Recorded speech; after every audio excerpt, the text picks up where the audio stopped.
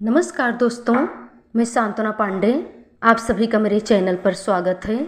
तो दोस्तों, आज मैं आपके लिए एक शीतला माँ का बहुत ही प्यारा पचरा लेके आई हूँ। एक बार ज़रूर सुनिएगा। धन्यवाद।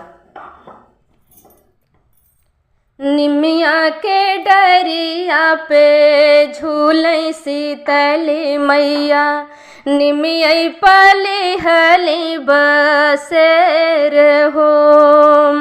निमिया के डरिया पे झूले शीतली मैया, निमिया पली हली बसेर हो। हरियर टरिया देखी मैया मुस्कानी, इही कर सिनगार हो। इही कर सिनगार हो। दहिया गुड़वा का भोग लगावई, पनवा का सजिया बिछाई हो।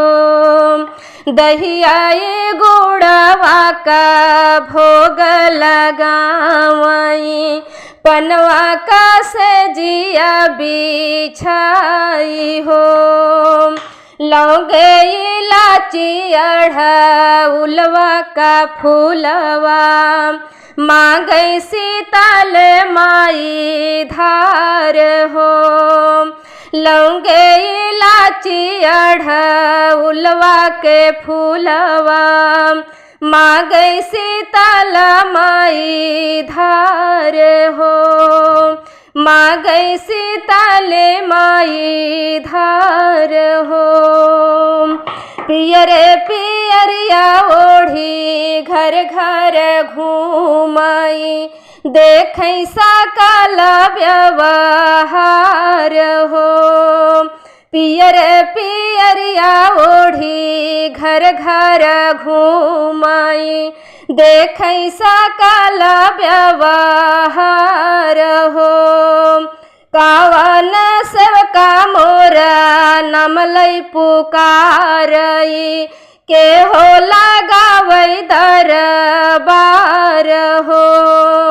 कावन सेवका मोरा नाम लई पुकारई, के हो लगावई दरबार हो।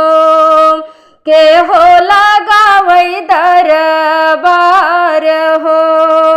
निमिया के डरिया पे झूले शीतली मैया, निमिया पली हली बसेर हो। हरियर टरिया देखी मैया मुस्कानी, इही कर सिनगार हो। इही कर सिनगार हो।